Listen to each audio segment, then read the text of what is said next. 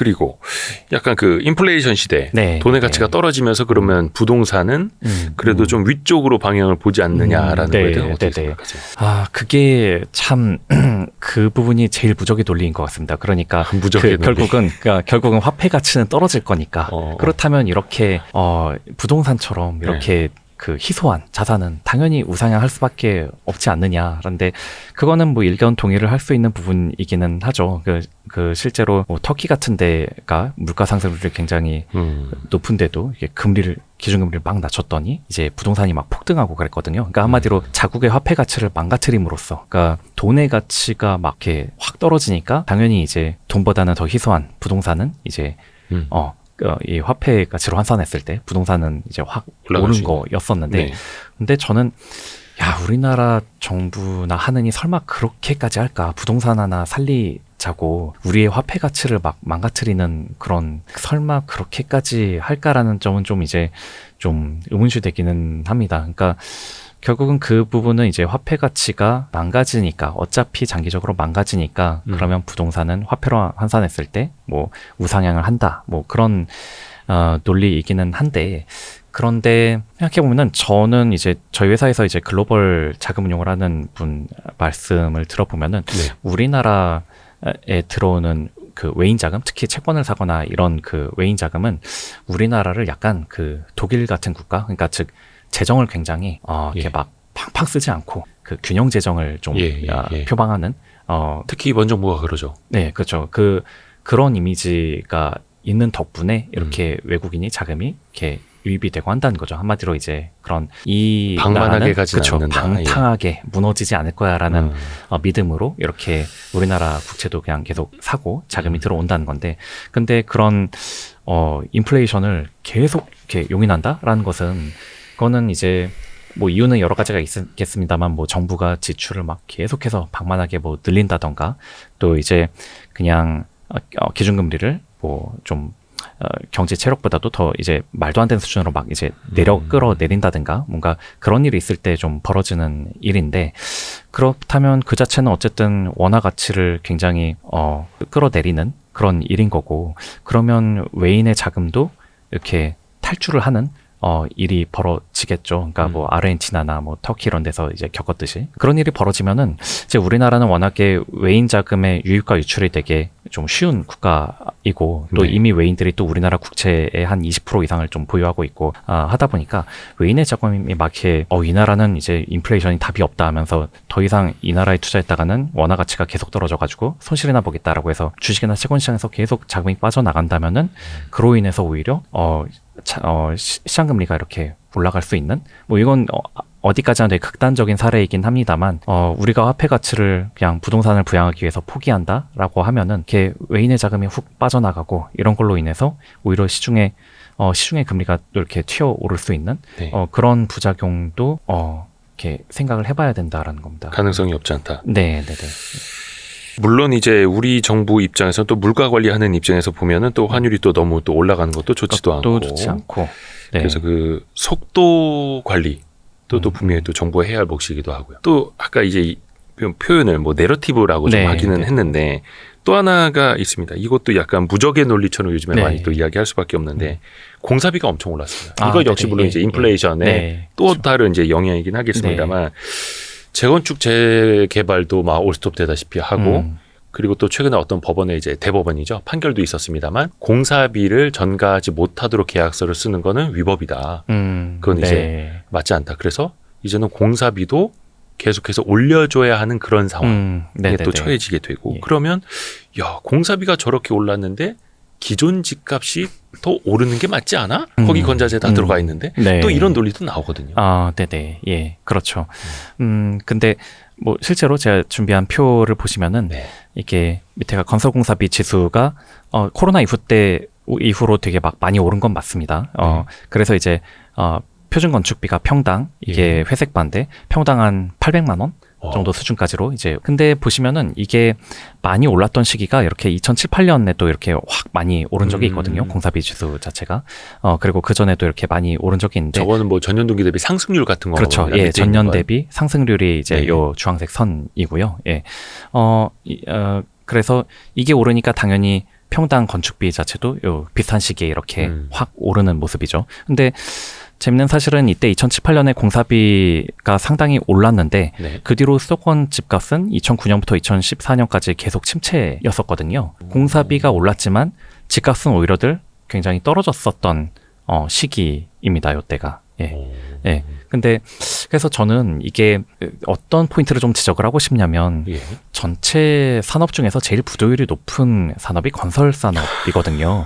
그러니까 부도율이 가장 높은 산업. 그러니까 왜냐하면 이게 잘 벌 땐 정말 잘 벌고, 예. 그러니까 낮은 원가에도 막 높은 가격에 이제 집을 막 팔 수 있다가 호황 때는 그러지만 불황 때는 원가는 높아졌는데 이제 판매가를 못 받아들인 거죠. 이제 그쵸. 이 수요 쪽에서 그러다 보니까 손실을 자꾸 예. 내다가 이제 망하는 거죠. 그러니까 공사비가 올랐으니까 그럼 집값은 올라야지라는 것은 그럼 건설사는 그러면 영원히 이익을 낼 수 있다라는 건데 그 자체가 우리가 과거를 돌아보면 그랬던 적은 없다. 건설사들이 건설사라는 데가 손실을 또 불황일 때는 손실을 엄청들 봐서 그래서 건설사들이 숱하게 망하고 그랬었던 거거든요. 그러니까 이거는 그러니까 다 원가 이상으로 팔릴 수 있느냐라는 것은 수요가 이걸 받아들일 수 있는 상태인지 아닌지가 이제 결국은 중요한 것이고 그렇다면 이게 어떤 식으로 이제 조정 과정을 겪냐면 일단 한 번 올라간 공사비가 다시는 잘 안 내려가는 거는 맞는 것 같습니다. 여기 이 추세로 봐도 이제 평당 건축비도 그렇고 뭐 물가가 내려가지 그쵸. 않는 것처럼 이 건설 공사비 지수 자체도 그냥 쭉 거의 우상향을 했거든요. 그러니까 이 공사비의 또 상당 부분이 또 인건비이다 보니까 인건비는 웬만해서 한 번 올라간 그쵸. 게 다시 훅 이렇게 내려가지는 않잖아요. 경직성이 있죠. 예, 그래서 공사비는 이제 안 내려가지만 여기 땅값이란 거는 이제 내가 비싸게 샀어도 네. 결국 내가 돈이 필요하면 이걸 싸게라도 팔아야 하니까 네. 그런 과정을 거침으로써 이제 땅값이 싸지는 그런 과정을 또 겪게 되거든요. 네. 그러니까 지금 정부가 이제 PF 부동산 PF 구조정을 하려는 목적이기도 하고요. 그러니까 즉 내가 땅을 지금 이렇게 보유를 하고 있어도 이 건설사가 지금 현금이 필요하다. 그러면 이거를 팔기라도 그렇죠. 해야죠. 처분해서. 예, 근데 처분을 하는데 내가 샀던 가격 이상으로 안 팔리면 당연히 난 현금이 필요하니까 당장에 그러면 어떻게든 지금 팔릴 수 있는 가격에 팔아서라도 이 현금 대응을 해야만 내가 부도가 나지 그렇죠. 않으니까 그런 과정들 거침으로써 이제 땅값들이 싸지게 되고 그러면 공사비는 올랐어도 이제 땅값이 내려감으로써 이제 그 집을 지을 수 있는 원가 자체가 과거보다는 좀 이렇게 시장 가격에 좀 맞출 수 있는 수준으로 점차 이렇게 내려가는 그런 과정을 이제 예상해 볼 수 결국은 또 있겠습니다. 수요가 뒷받침이 돼야만 감내 그렇죠. 가능한 가격이 네. 또 그렇죠. 나타날 테고요. 또 그것도 있지 않습니까? 일단은 그 공사비가 너무 많이 올라가면서 재건축 재개발도 아까 이제 올스톱이라고 제가 말씀드렸었는데 그럼 이게 분명히 시간 차이를 두고 공급 부족으로 나타날 거 아니에요? 네. 그래서 이제 뭐 한 2년 뒤, 3년 뒤 집값은 지금보다 또 높아져 있을 수밖에 없다. 막 이렇게 또 생각하시는 분들 많거든요. 네, 어떻게 그렇죠. 보세요? 그게 물론 이제 특히 재건축 재개발 이제 서울 쪽이 워낙에 예. 그 문제가 심각하니까 이제 그거는 이제 결국은 서울로 얼마나 인구 유입 그러니까 가계 분화로든 인구의 유입이로든 그게 얼마나 새로운 신규 수요가 많이 들어오느냐에 좀 달린 문제이긴 할 텐데 즉 저는 어떤 얘기를 하고 싶냐면 공사비가 너무 올라서 재건축 재개발이 지금 올스톱이다. 그래서 그러면 당연히 이제 신축 공급이 과거보다는 좀 네, 제한되겠죠. 적을 수밖에 없고. 물론 이거는 지금 멸시를 시키고 공사를 하고 있는 현장들이 뭐 강남 3구만 해도 꽤 되기 때문에 당장의 문제는 아닙니다만 근데 뭐 지금부터 막 멈춘다면 이제 3, 4년 후에는 이런 신축 공급이 확실히 재개발 재건축을 통한 신축 공급이 굉장히 제한되는 그런 문제는 예상해 볼 수는 있겠습니다. 그러다 보니까 지금의 또 내러티브 하나가 그러니까 신축을 사야 한다. 그러니까 한마디로 신축이 귀해진다. 그래서 상급지 신축을 사야 한다라면서 네. 이제 상급지 신축 쪽으로 이렇게 좀 수요가 좀 이렇게 몰리는 네. 그런 현상이 있는데 물론 거기에는 일견 두 가지 방향성이 다 있다고 생각을 해요. 그렇게 함으로써 신축이 귀해진다라면서 신축에 대한 수요가 이렇게 올라가서 신축의 가격이 오를 수 있다. 이것도 가능하지만 다른 한편으로 생각을 해보면 우리나라의 이제 주택 가격이 연식이 되게 오래될수록 오히려 가격이 이렇게 올라갈 수 있었던 거는 다 재개발 재건축에 대한 기대를 기대, 선반영을 막 해서 구축의 가격이 막 이렇게 올라가. 예, 감가상각 같은 건 무시하고 그냥 구축의 가격이 굉장히 높은 수준을 물론 그건 이제 상급지. 그렇죠. 예. 예, 웬만해서 이제 상급지들의 얘기이기는 하죠. 했던 건데, 근데 이게 이제 슬슬 패러다임이 재개발 재건축은 이제 기대하기가 쉽지 않아. 예, 너무 오래 걸려. 이런 식으로 되면은 오히려 이제 감가상각을 제대로 좀 반영을 해서 이렇게 오래된 구축 아파트의 가격이 내려갈 수 있는. 그렇죠. 재개발 재건축 때문에 막 이렇게 선반영하기보다는 그 반영을 이제 낮춰가면서 그렇죠. 이 구축 아파트 가격이 좀 낮아지는 효과, 이것도 생각해 볼 수 있죠. 구축 아파트들을 보면은 전세가는 낮은데 집값은 말도 안 되게 높아서 이 갭이 굉장히 크지 않습니까? 대체로. 근데 이 갭이 서서히 이제 좀 줄어들 수 있는, 그러니까 재개발 재건축을 쉽게 기대할 수 없고, 그리고 한다 해도 뭐 이익을 막 이렇게 옛날처럼 막 이익을 내거나 적은 비용으로 할 수 없다. 이런 식으로 좀 이제 사고의 전환이 된다면 이제 집이라는 것은 어느 정도 건물의 감가상각을 적극적으로 반영을 해야 된다. 좀 그렇게 패러다임이 좀 전환이 될 수 있을 것 같습니다. 그러다 보니까 이게 한 가지 좀 우리나라가 일본과 다른 점 하나가, 일본 같은 경우 이제 장기수선 충당금이 네. 거의 관리비 수준으로 나온다고 하거든요. 근데 우리나라는 굉장히 장기수선 충당금 적은 비용을만 내고 거의 관리비 있죠. 한 20분의 1, 30분의 그렇죠. 1. 예, 거의 뭐 그 정도로 그 굉장히 미미한 수준인데 네. 그 이유가 결국은 다 낡으면 그냥 부수고 새로 지으면 되지라는 부수고 새로 지어도 돈 얼마 안 드는데 뭐 약간 그런 기저가 깔려 있었던 건데, 수직 증축해서 그걸로 이제 분담금을 좀 낮추면 되지. 그렇죠. 뭐 이런 거죠. 오히려 뭐 집 빨리 망가지게 할수록 오히려 더 이득이다 뭐 이런 식으로. 그런데 이제는 재건축 비용도 이렇게 많이 들고 하면 고쳐가면서 써야 한다. 이렇게 가면은 우리도 어찌 보면 일본처럼 장기 선충당금을 거의 월 관리비 수준으로 내는 때가 올지도 모르겠고, 그렇게 되면은 굳이 다주택자가 되는 것도 꼭 이제 어떤 성공 방정식, 되게 좋은 투자가 아닐 수 있는 거죠. 장기수선 충당금 내다가 끝날 수도 있죠, 그러면. 그렇죠. 예, 그건 집주인이 부담한 거니까요. 예. 그래서 오히려 공급이 이제 뭐 많이 늘어나지 못하는 그런 효과도 있지만 그게 어느 정도 고착화돼 버리면 그냥 아예 재건축 재개발에 대한 개념이 달라질 수도 있다. 이렇게 우리가 생각을 해야 될까요? 예, 저는 좀 그런 식으로 변화가 된다고 생각을 합니다. 즉, 왜냐하면 선진국들일수록 굉장히 건설이 되게 늦고 그쵸. 비용도 많이 든 이유가 결국 다 그 인건비, 비용. 그쵸. 그 선진국일수록 인건비가 되게 많이 들어서거든요. 근데 우리나라도 거의 그런 수준에 이제는 가고 이제는 있고. 왔기 때문에, 그래서 뭔가 그 낡은 걸 부수고 새로운 걸 짓는 것이 과거보다는 훨씬 더 비용도 많이 들고 오래 걸리는 일이라는 식으로 이제 인식 전환이 서서히 될 거라고 생각이 됩니다. 그러니까 우리는 이제 한 30년, 40년 된 아파트는 이거 재건축 안 하면 큰일 나는 줄 아는데, 네.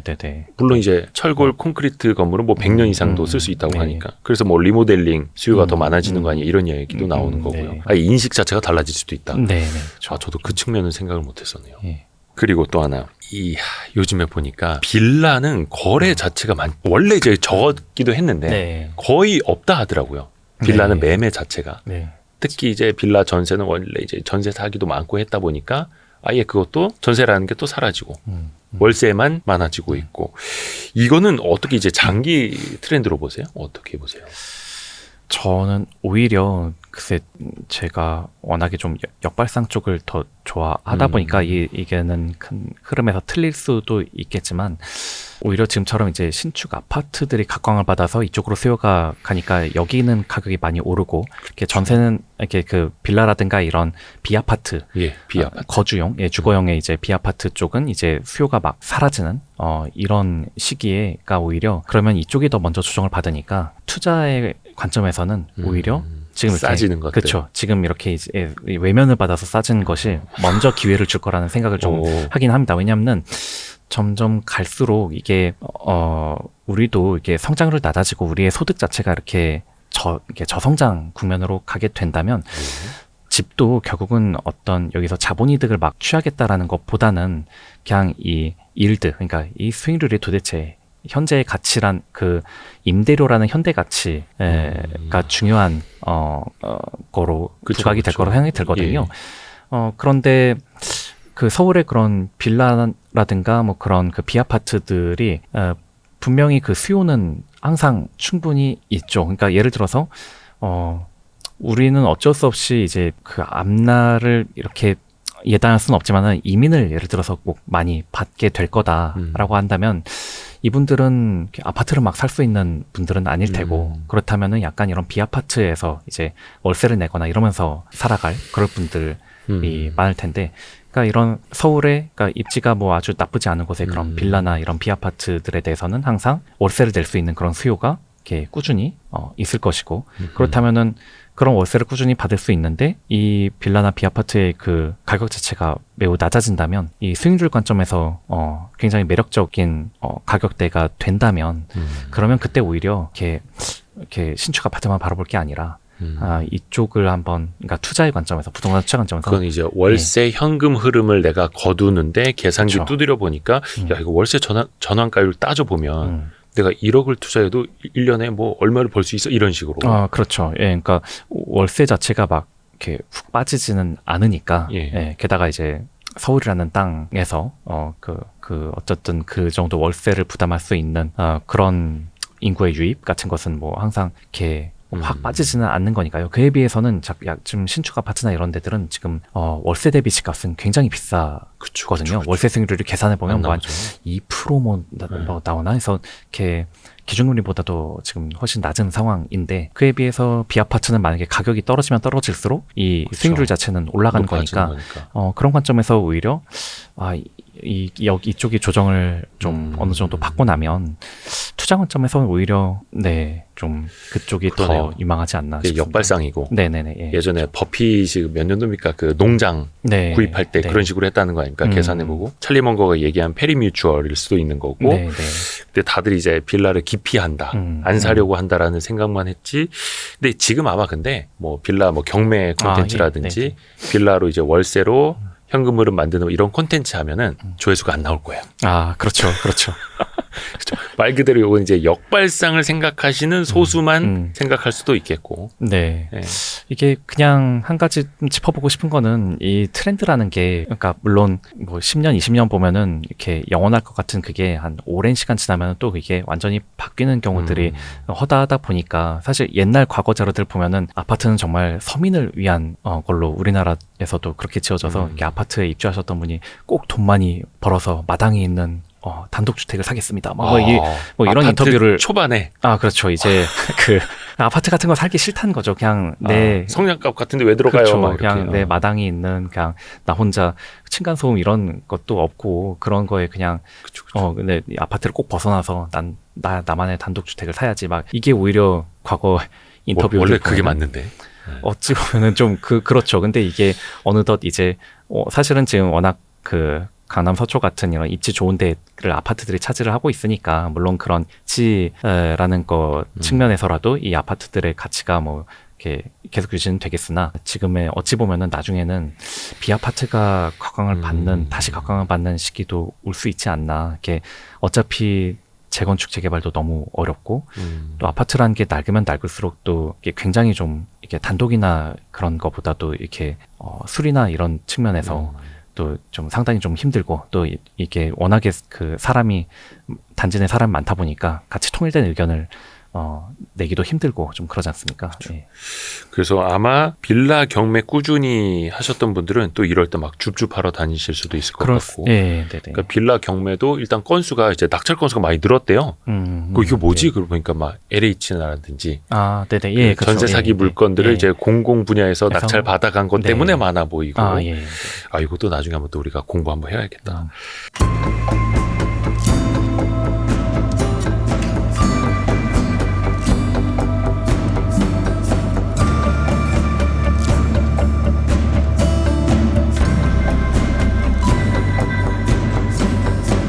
시간을 한 50시간 넘게 써야 될 거예요. 7시간 하나 해가지고 아주 좋았습니다. 산업을 대하는 태도나 관점 같은 거 민하게 들을 수 있어서 느낀 점을 말씀해 주시고, 그 다음에 관련 기업을 싹 정리해 주시니까